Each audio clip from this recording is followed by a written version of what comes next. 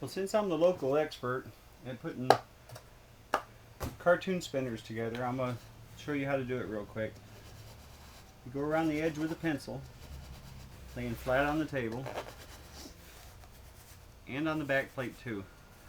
In some of the photos I show a 3mm standoff holding it up higher, but you kind of want to have this extra space here, I've found since then.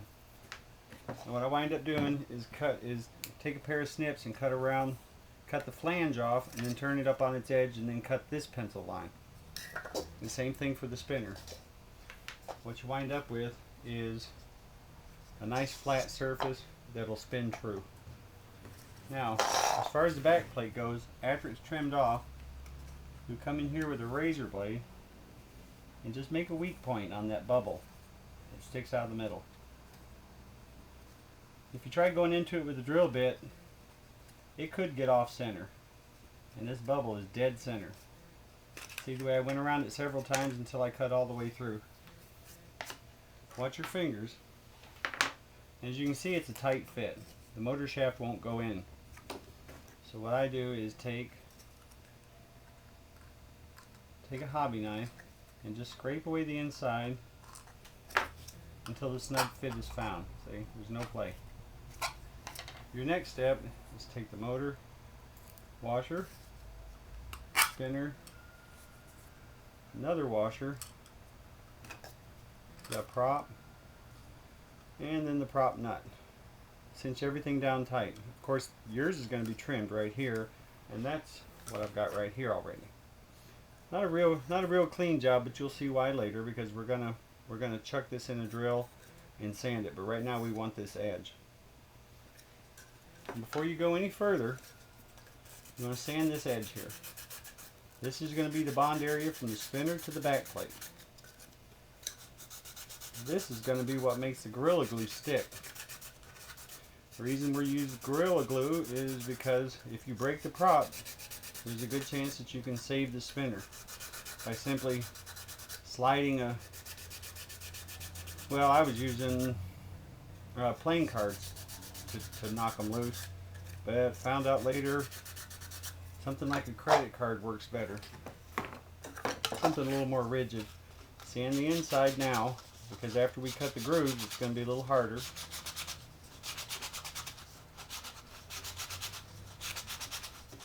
Doesn't take much. Little bitty scratches is all it takes for the Gorilla Glue to stick well. Now we're ready. Next step is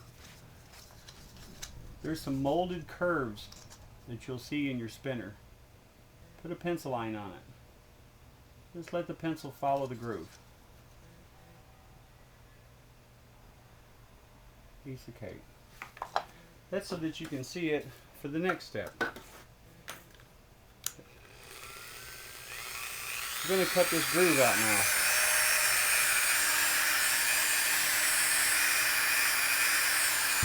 See if I can turn it so you can see.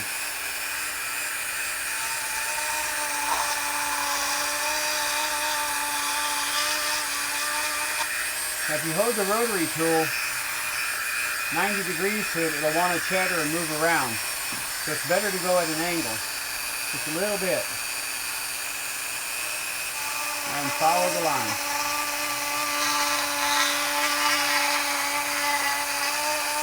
There it is. Now this hasn't really been cut, it's more like melted, so you'll be able to just twist most of it away. Just break it off. There you go. That's all I was doing was rubbing. You can come in with a knife later. Clean up the edge a little bit. Holding it at an angle also helps you with the way that you'll make a straighter line. It won't chatter and travel around like I said. Do both sides.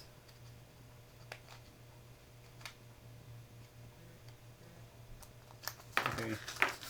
Now we have to find a way to get the blade in, and that's by making a cut here and on the other side. Next step is to slide the blade in. Now these These slots are cut for the GWS propeller that I recommended. See, you got to be kind of mean to it to get it on there. This is not a GWS prop, so it's probably not going to fit well. And chances are, you guys are going to be trying different propellers anyway. So I need to show you how to fit a foreign propeller. You see it's touching right here, touching the blade. We've got to get rid of that, because we know that's upsetting it. There. Try not to cut the propeller. I put some pretty deep scratches in them doing this. But if you think about what you're doing, it's not so bad. And the same thing here. So it always seems to be the top. Whenever we get done, we're going to have a little bit of a gap all the way around the propeller. So you don't want it touching anywhere. Now the trick to this is for it to spin true, is whenever you push in on the spinner, for it to seat against the back plate, you don't want to see the propeller move. So you can see them flexing just a little bit. Now if I hold just the back plate, see, it's still doing it. So I still got some clearance work to do. But before I do that, I want to make sure that it spins true. So I'm going to back off the Allens, the grub nuts, whatever you call them, to get the bell housing off. We'll set that aside. We're going to obviously need that later. Now, I like to do it this way. There. You see, if it's in frame, pretty good. See the way it wobbles? This is the high side. It's telling me that it's touching here. So I just get in there and trim some more.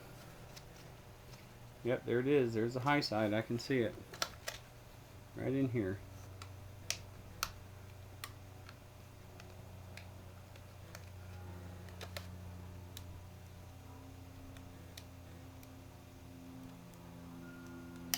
You want it to spin true, because it's not cool to have your spinner wobbling around.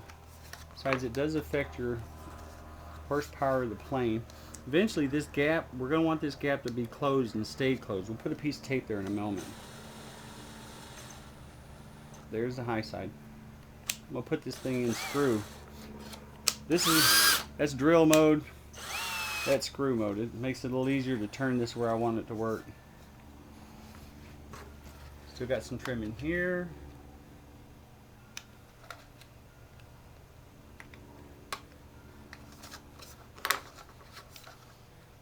Okay, those two are meeting. High side's over here. And whenever the high side is opposite the blades, make it go there. Push it there. Turn it slow. I went too far. Now look at the blades and see where they're touching. It's still right here on this leading edge. And a little bit off of there. Let's see what's happening now.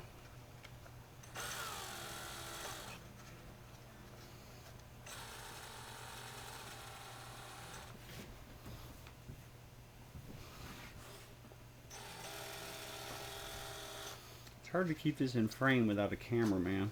If I push on it, I can still see the blades moving. Hopefully you can too. Like I say, we just keep shaving off this. Might edit some of this out, because it's pretty tedious. But once you get it right, you'll know it.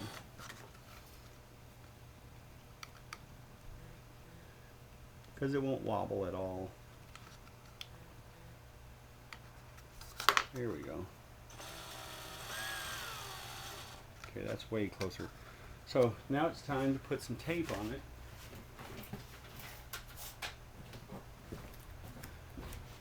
We'll put tape here, close the gap, push it down tight, make sure it's not overlapping. Go to the other side. Oh, I went too far. There we go. See, there's a gap. We don't want a gap. Closing the gap makes sure that the diameter of the spinner is its original form.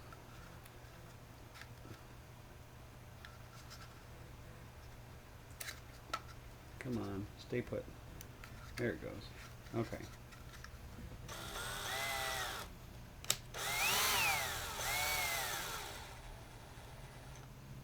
It still shows that this is the high side. This is the high side of the spinner, so it's the other side that needs a trimming. And there's where it's touching right there.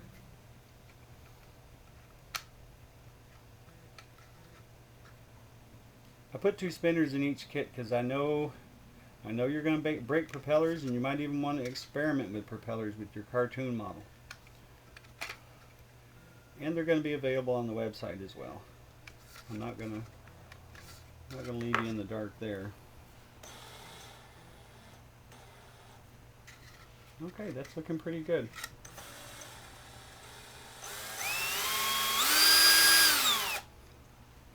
Okay, the next step will be bonding. Now what we have on the inside, remember we sanded the inside all the way around, but we need to open up the gap, so the tape has to come back off. What I've got here is playing card. This is to keep the glue. This is to keep the glue off of my work surface. It gives me a good place to put the glue. I'm using the quick super glue and take the tape off and save it because I'm going to reuse it as soon as the glue gets put back in the gap. Okay. Now, put a little bit of glue on the card. What we're going to do is get some Gorilla Glue on the card. Hold the spinner open, put some glue on the inside, and let it wipe around. Get some more, open it, and get it on the inside. Some more, open it. Now between the gaps gets a little ripped off because you wipe most of the glue there. Okay, that's all the way around. Now you can take and still open up the middle and put a little bit in the ends, both sides, right there. Okay, just kind of seating it back where it was. Put the pieces of tape. We're not in a big hurry, but this stuff's going to take about 2 hours to set up all the way. Oh yeah, of course. Keep a rag handy, otherwise you're going to get it on your fingers and you'll have black fingers. That stuff soaks right into your pores of your skin. And there. Okay, we're going to check it up again. Oh, wrong way. There we go. One last look. Okay, it needs a little adjustment this way. There, how's that?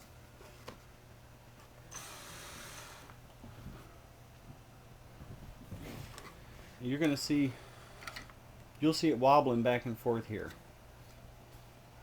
That's a good indication. This one's really pretty good. That's still an indication that it's not seated properly. Because after all, this was a nice flat surface to begin with. Watch the propeller.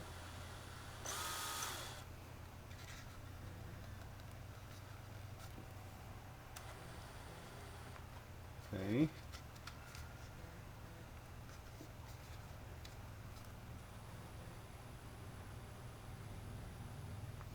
Yeah, a little bit right here.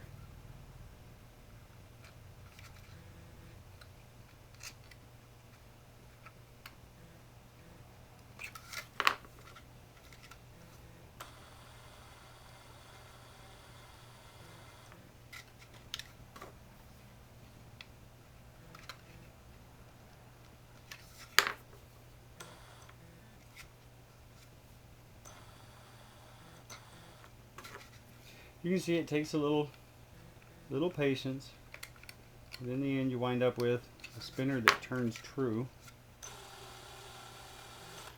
Okay, the next step is more tape. See, the thing is, we don't want the spinner to move forward away from the back plate. What I'm going to do is take it out again, just for better access. Don't let it fall. And put tape on the inside. It's going to keep it from traveling out. Might even put it back in the drill for one more test.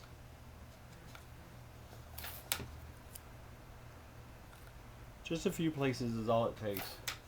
It's already found it. It's already found its home. It's seated.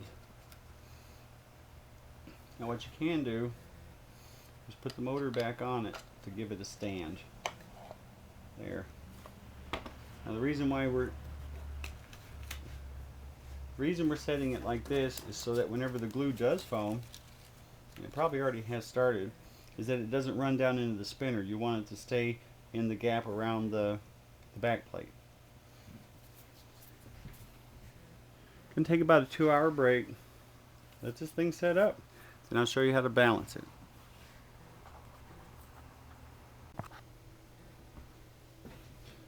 Okay, we're back. Now, there's going to be Gorilla Glue on the inside that you pick out. I don't have that much. What you're going to wind up doing is going around the edge.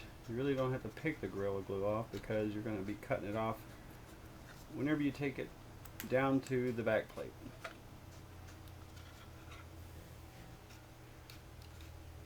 Go all the way around. There you go. Put it back in the drill, just like you saw in the thread. You see it wobbling like crazy, I bet, huh?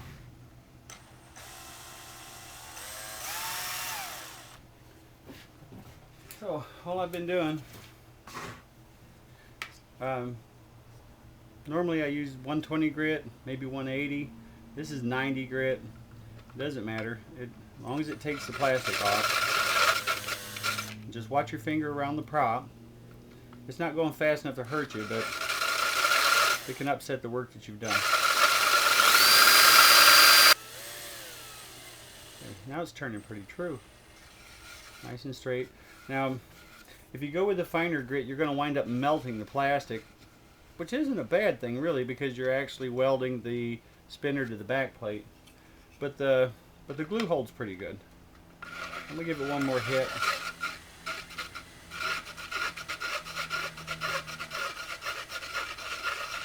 Hear the sound? That's one side hitting and the other side not. It should sound something like that.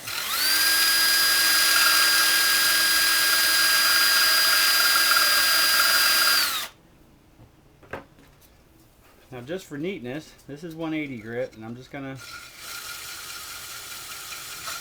clean up the burrs that the rough sandpaper made.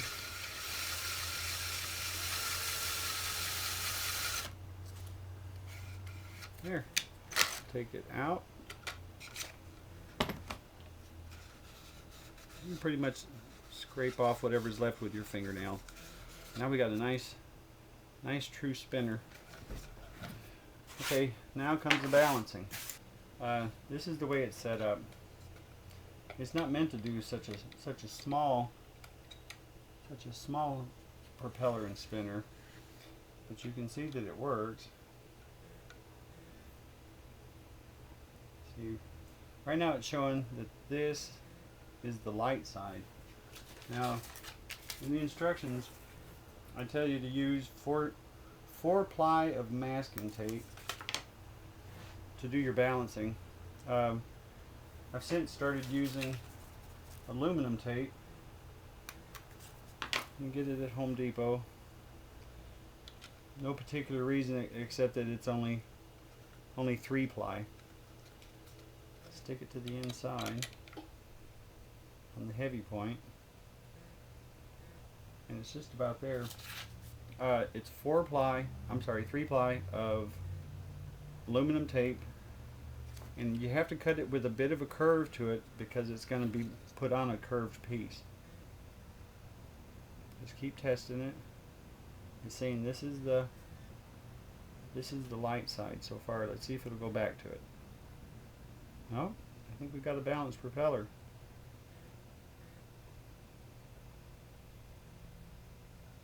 That's really all there is to it. And if you've never balanced a prop before, well, if you watched the prototype fly, it was pretty noisy. Balancing the prop makes the airplane run smoother, sound better in the air, and it does give you more power. And the vibration. The vibration helps the motor mount not work. The wood, whenever it vibrates, the wood gets chewed on. So there's a lot of good reasons to balance it. And I'll show you here on the inside where I put the weight. Mash it down pretty good.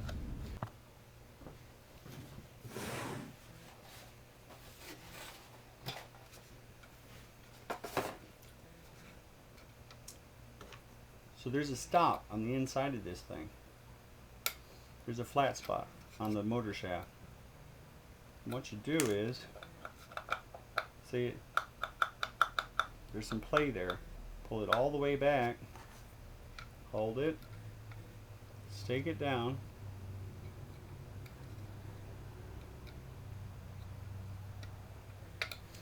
and I'll bet you I got the prop clearance that I need here. Find the hole, jumps into place. There's a little bit of rubbing going on. And what happens is whenever you throttle up, the motor actually pulls out about a 1/16 of an inch. So I'm probably gonna stick with what I got. I almost forgot. What's the point in this whole exercise unless I can show you how smooth it runs. Put the battery in. Connect. There it is. Now,